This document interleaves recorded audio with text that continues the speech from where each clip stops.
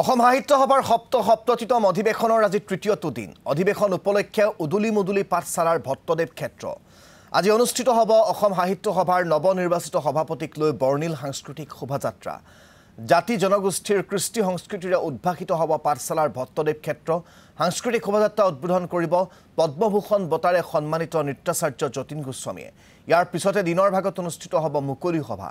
মুকলি সভা উদ্বোধন কৰিব বিশিষ্ট সাহিত্যিক ফণীন্দ্ৰ কুমাৰ দেৱ চৌধুৰীয়ে। অনুষ্ঠানত সভাপতিত্ব কৰিব অসম সাহিত্য সভাৰ নৱনিৰ্বাচিত সভাপতি ডক্টৰ বসন্ত কুমাৰ গোস্বামীয়ে। মুখ্য অতিথি হিচাপে অংশগ্ৰহণ কৰিব মুখ্যমন্ত্ৰী ডক্টৰ হিমন্ত বিশ্ব শৰ্মাই। উপস্থিত থাকিব অসম সাহিত্য সভাৰ কেইবাগৰাকীও প্ৰাক্তন সভাপতি আৰু বৰেণ্য সাহিত্যিক। অসম সাহিত্য সভাৰ অধিৱেশন উপলক্ষে জিলিকাই তোলা হৈছে সমগ্ৰ পাঠশালা চহৰ। ৰাজ্যৰ বিভিন্ন জাতি জনগোষ্ঠীৰ ভাষা সাহিত্যৰ সমন্বয়স্থলীত পৰিণত হৈছে ভট্টদেৱ সমন্বয় ক্ষেত্ৰ। আমি আপোনালোকক ধাৰাবাহিকভাৱে ভট্টদেৱ সমন্বয় ক্ষেত্ৰৰ পৰা বিগত দুটা দিনৰ পৰিৱেশ দেখুৱাই গৈছোঁ। আজি তৃতীয়টো দিনৰ পৰিৱেশ দেখুৱাবৰ বাবে এই মুহূৰ্তত পুনৰবাৰ আমি লৈ যাব বিচাৰিছোঁ পোনপটীয়াকৈ আমাৰ সাংবাদিক নকুল তালুকদাৰ কাষলৈ। নকুল, আপুনি বিগত দিনকেইটাৰ ধাৰাবাহিক পৰিৱেশ দেখুৱাই গৈছে প্ৰতিদিনতে আমাৰ দৰ্শকসকলক ভট্টদেৱ সমন্বয় ক্ষেত্ৰৰ পৰা। আজি যিহেতু নৱনিৰ্বাচিত সভাপতিক লৈ বৰ্ণিল সাংস্কৃতিক শোভাযাত্ৰা মুকলি কৰা হ'ব, তাৰ সমান্তৰালকৈ মুকলি সভা অনুষ্ঠিত হ'ব।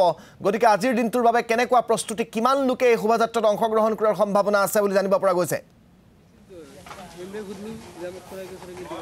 হয় ৰাজদীপ, সপ্ততিতম পাঠশালা অধিৱেশনৰ যি এইকেইদিন আমি দেখুৱাই আছোঁ কি ধৰণৰ ব্যাপক আয়োজন, আৰু আজিৰ দিনটো আটাইতকৈ গুৰুত্বপূৰ্ণ দিন হিচাপে বিবেচিত হয়, কিয়নো অসম সাহিত্য সভাৰ নৱনিৰ্বাচিত সভাপতিক এক সুসজ্জিত বাহনেৰে সমদল কৰি আদৰি অনা হয় সভাস্থলীলৈ। আৰু আজিও অসম সাহিত্য সভাৰ সপ্ততিতম পাঠশালা অধিৱেশনৰ যি মূল মণ্ডপ ভট্টদেৱ ক্ষেত্ৰ, তালৈ আদৰি নিয়াৰ কাৰণে কেইবাখনো বাহন প্ৰস্তুত কৰা হৈছে। আৰু এই মুহূৰ্তত মই নৱনিৰ্বাচিত সভাপতিগৰাকীক যি বাহনেৰে আদৰি নিব সেই বাহনখনৰ দৃশ্য দেখুৱাব বিচাৰিছোঁ।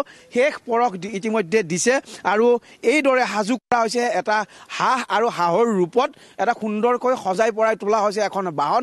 আৰু এইখন বাহনতেই অসম সাহিত্য সভাৰ নৱনিৰ্বাচিত সভাপতি বসন্ত কুমাৰ গোস্বামীদেৱক আদৰি নিয়া হ'ব। প্ৰায় 3 কিলোমিটাৰ জোৰা এক সাংস্কৃতিক সমদলেৰে তেওঁক ভট্টদেৱ ক্ষেত্ৰলৈ আদৰি নিয়া হ'ব। আৰু এই ভট্টদেৱ ক্ষেত্ৰত যি মণ্ডপ, সেই মূল মণ্ডপত যি অনুষ্ঠিত হ'ব মুকলি সভা, সেই সভাত সভাপতিত্ব কৰিব নৱনিৰ্বাচিত সভাপতিগৰাকীয়ে। এই যে সাংস্কৃতিক সমদল হ'ব, এই সাংস্কৃতিক সমদলত আন এখন গাড়ী আমি দেখুৱাব বিচাৰিছোঁ। অসম বুলি য'ত লিখা হৈছে, সন্মুখত দিয়া হৈছে গড়ৰ আকৃতি আৰু তাৰ লগত দিয়া হৈছে ৰংঘৰ। তাৰ সমান্তৰালকৈ আছে শৰাই, কিতাপ, মুখাশিল্প, গামোচা, এই বিভিন্ন ধৰণৰ এটা আচলতে অসমীয়া সংস্কৃতি ইয়াত ফুটাই তুলিবলৈ যত্ন কৰা হৈছে। আৰু এই সমূহ বাহনত শেষ পৰশ দিয়াত ব্যস্ত হৈছে শিল্পীসকল। মই এই সমিতিৰ এগৰাকী বিষয়ববী আছে, মই আপোনাৰ কাষলৈ আহি এক সুন্দৰ সাংস্কৃতিক সমদলেৰে আজি নৱনিৰ্বাচিত সভাপতিগৰাকীক আদৰা হ'ব, কি ক'ব? এইটো পাঠশালাৰ কাৰণে খুব ভাল কথা, এইটো খুব আনন্দৰ কথা। এনেকুৱা এটা উৎসৱ আজিৰ পৰা প্ৰায় 37 বছৰমান পিছত আহিছে। এইটো এটা আমি সৰু থাকোঁতে এনেকুৱা হৈছিলে, খুব আনন্দ। বজালীবাসীয়ে খুব আদৰিব। কিমান কিলোমিটাৰ জোৰা এক সাংস্কৃতিক সমদল? এইটো প্ৰায় 4 কিলোমিটাৰ মানৰ এটা দূৰ হ'ব। ইয়াৰ পৰা পাঠশালা ভট্টদেৱ ক্ষেত্ৰলৈকে নিয়া হ'ব আৰু যথেষ্ট মানুহ যাব, বহুত হেজাৰ মানুহ যাব। গোটেই স্কুলৰ ছাত্ৰ ছাত্ৰীৰ পৰা আৰম্ভ কৰি আবাল বৃদ্ধ চবেই যাব। আৰু বিভিন্ন যাব।